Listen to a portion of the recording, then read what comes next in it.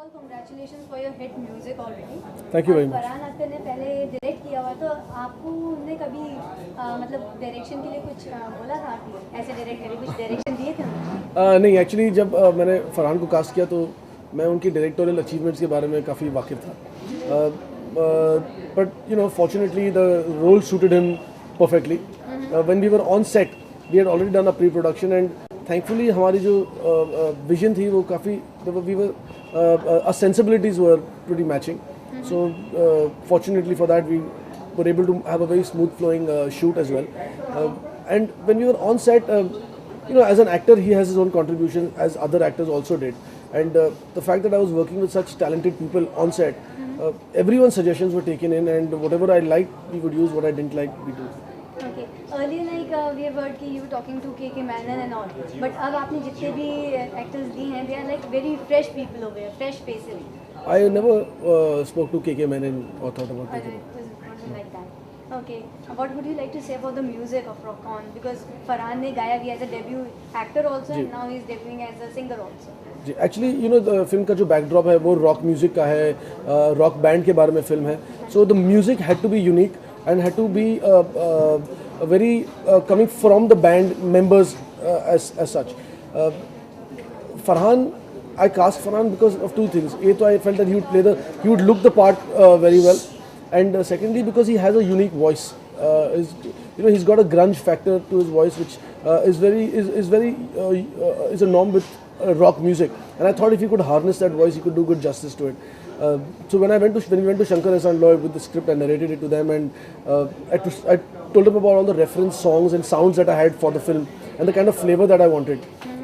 They just took to it like fish to water, and eventually the result is out there for everyone to see. अभिषेक, आज क्या आपको लगता है कि audience हमको सवाल तो सुनने दो, फिर बाद में बोलेंगे।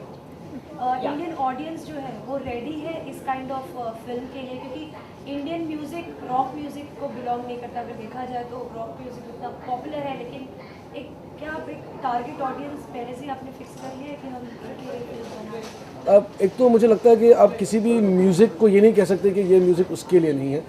Music is about love and love is for everyone.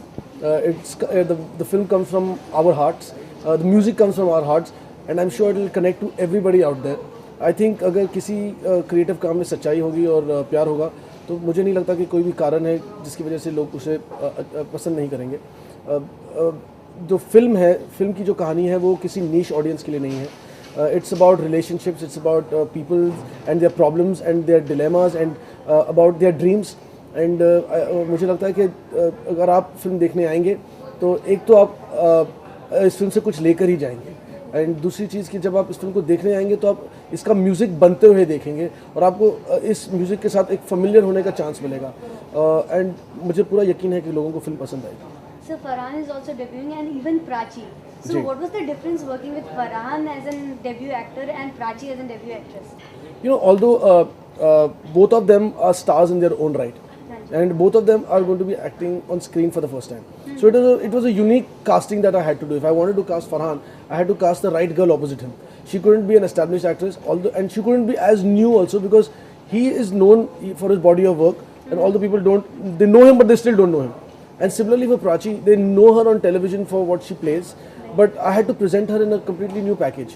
So they both kind of complemented each other in some way, and when I did an audition with them, the chemistry was quite beautiful, and I couldn't resist the temptation of having the two. जी अभिषेक, अभी भी जिस तरह star power box office पे काम करती है और एक नए आइडिया के लिए रॉक बैंड के लिए फरहान एक लीड रोल में परफेक्ट है, और मानते हैं आप कि उसकी जगह एस्टैब्लिश आर्टिस्ट लेते तो आप ज़्यादा नहीं, अगर जो एस्टैब्लिश्ड आर्टिस्ट भी हैं वो एस्टैब्लिश्ड आर्टिस्ट बन के तो इंडस्ट्री में नहीं आए थे.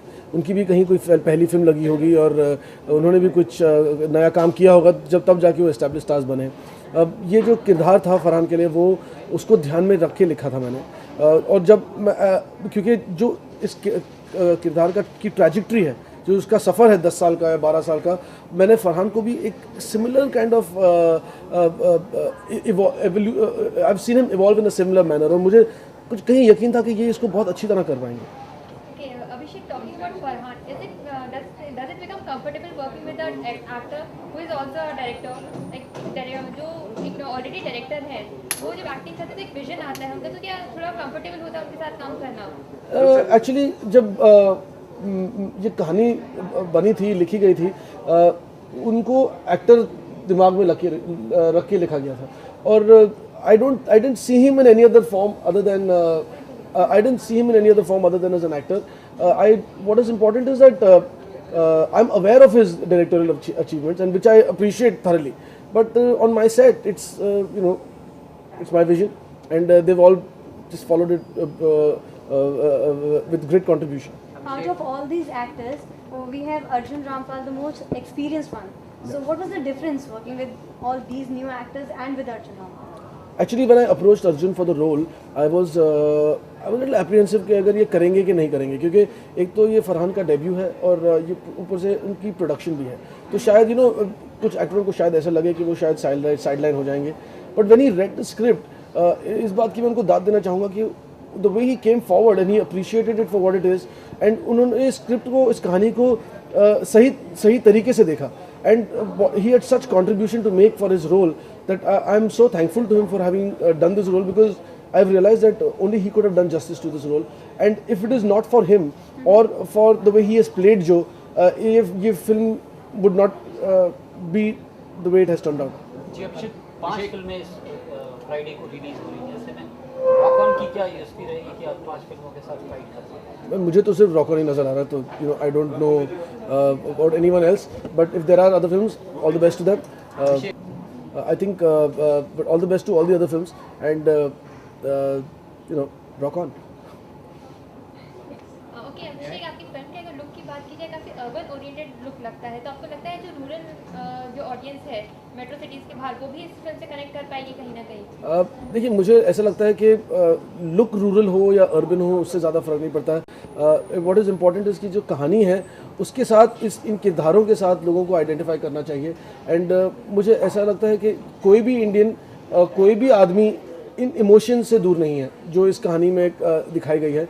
And I think everybody who comes to the theatre to watch it will appreciate it.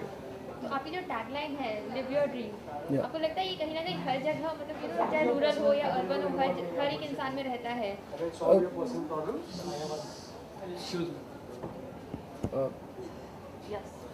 I think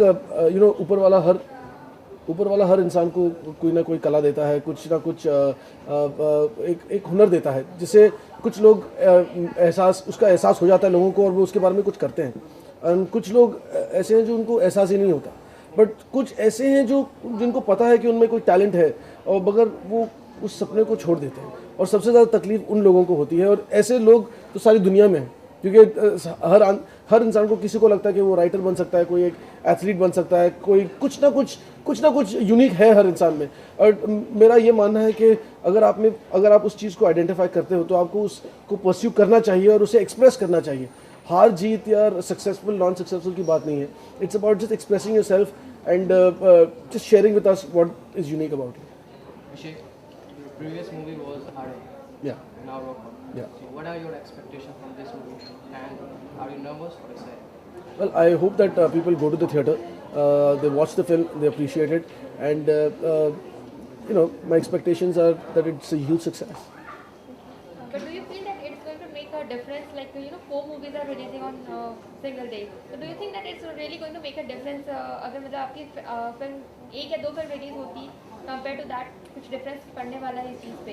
I think this is not a race, and it's not a competition. It's about अगर चारों में से चारों फिल्में अच्छी हैं तो चारों चलेंगी. जो अच्छी फिल्म होगी वो चलेगी. Thank you.